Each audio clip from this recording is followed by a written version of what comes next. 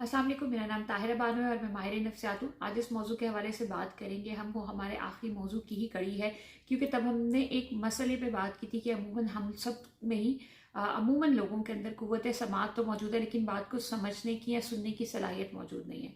तो मुझे ऐसा लगता है कि सिर्फ मसले पे बात करना ज़रूरी नहीं है, मसले का हल जो है वो भी तजवीज़ करना बहुत ज़रूरी है। इसीलिए हम आज बात करेंगे कि किस तरह से हम अपने अंदर सुनने की सलाहियत या किसी की बात समझने की सलाहियत पैदा कर सकते हैं। तो सबसे पहला जो इम्पोर्टेंट पॉइंट है वो ये है कि जब भी आपसे कोई बात कर रहा हो या आप किसी से मुखातिब हो, किसी से बात कर रहे हो, तो जो ये डिवाइस आपके हाथ में या जो गैजेट्स जो भी इसके अलावा आप यूज़ करते हैं, इनको आप एक साइड पर रख के सामने वाले की बात को बहुत इंतहाई तवज्जो से सुने। दूसरा पहलू ये है कि अगर उससे बात करते हुए आपके जहन में कोई सवाल आता है, तो इंतज़ार करें कि सामने वाला अपनी बात ख़त्म कर ले, फिर अपना सवाल रखें। तीसरी चीज़ अहम यह है कि सवाल उसी बात से जुड़ा हुआ करें जो बात उस वक्त हो रही है। बहुत दफ़ा ऐसा भी होता है कि आपसे बात मुख्तलिफ मौजू पे की जा रही होती है और आप सवाल बहुत ही अलग कर देते हैं, जिससे सामने वाले को ये महसूस होता है कि आप उसकी बात में दिलचस्पी नहीं रखते। तो अगर आप दिलचस्पी रखते हैं तो आप बात को कुदरती तौर पर ही तवज्जो से, मोहब्बत से और सारी जो रेलिवेंट क्वेश्चंस हैं उसको मद्देनज़र रखते हुए ही सुनेंगे। अच्छा, बहुत दफ़ा ऐसा होता है कि हम जब हमसे कोई बात कर रहा होता है तो हम जहन में सोच होते हैं कि अच्छा मैं इसका क्या जवाब दूंगा, इसको मुझसे क्या मशवरा चाहिए होगा। तो आप पहले से एज्यूम नहीं करें, आप सामने वाले को उसकी बात मुकम्मल करने दें और जब वो बात कर रहा है तो आप सिर्फ उसकी बात को ही सुने।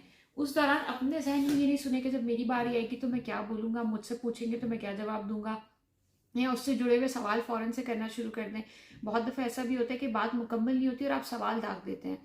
इंतज़ार करें, हो सकता है आपकी सवाल का जवाब अगली बात में मौजूद हो, और अगर मौजूद नहीं है तो आप सामने वाले को बात मुकम्मल होने के बाद भी सवाल कर ही सकते हैं। तो जो एक ये जल्दी का एलिमेंट है कि जल्दी से पूछ लूँ, जल्दी से बता दूँ, बहुत दफ़ा ये भी होता है कि उस बात का जवाब या उस बात से जुड़ी हुई कोई बात हमें पता होती है तो हम फ़ौरन से बीच में बोलना शुरू कर देते हैं कि हाँ हाँ, ऐसा तो मेरे साथ भी हुआ था, ये तो मैंने भी देखा था। ये सारी कम्युनिकेशन की जो गलतियाँ हैं, ये आपके कम्युनिकेशन स्किल्स को असरअंदाज करती हैं और आपके कम्युनिकेशन स्किल्स जो है वो आपकी रिलेशनशिप को असरअंदाज करता है। अगर आपका लोगों से कम्युनिकेशन का अंदाज ऐसा है कि लोग आपसे बात करना ज़्यादा पसंद नहीं करते या उनको लगता है कि आप उनकी बात सुनते नहीं हैं, आप उनकी बात समझने की कोशिश नहीं करते, तो ये चीज़ आपके रिलेशनशिप्स को, आपके ताल्लुकात को, आपकी दोस्ती को, आपके जो रोज़मर्रा की ज़िंदगी है, चाहे वो काम की नौयत की हो, उसके ऊपर मनफी असरअंदाज होते हैं। तो इसलिए बहुत ज़रूरी है कि जब भी हम किसी से बात करें, मैं दोबारा एक दफ़ा रिपीट कर दूँ, तो आप तवज्जो से सुने, एहतराम से सुने, अपनी जजमेंट्स को या अपनी कंक्लूजन्स को जो है वो उससे ना जोड़ें, बल्कि इंतज़ार करें कि सामने वाला आपसे क्या चाहता है। अगर तो वो चाहता है कि आप उसको कोई मशवरा दें तो आप उसको मशवरा दें, और अगर वो मशवरा नहीं चाहता तो बहुत बेहतरीन है कि आप खामोशी से सिर्फ उसकी बात सुन लें। जब आपसे कोई बात कर रहा हो तो कोई भी गैजेट्स है, कोई डिस्ट्रैक्शंस है, उनको साइड पे रख के और मुकम्मल तवज्जो, चाहे वो जहनी तौर पे हो चाहे जिस्मानी तौर पे हो, अटेंटिव हो के उस जगह पे मौजूद हो के सामने वाले की बात सुने।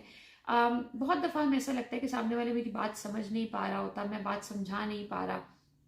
अमूमन जो कम्युनिकेशन में बैरियर्स हैं, वो मुझे ज़ाती तौर पे ऐसा लगता है कि वो सिर्फ ना सुनने या कम सुनने की वजह से हैं। अगर हम अपने अंदर ये आदत पैदा कर लें कि हम तवज्जो से, मोहब्बत से, दिलचस्पी से सामने वाले की बात सुनें, तो बहुत सारे मसाइल यहीं पे हल हो।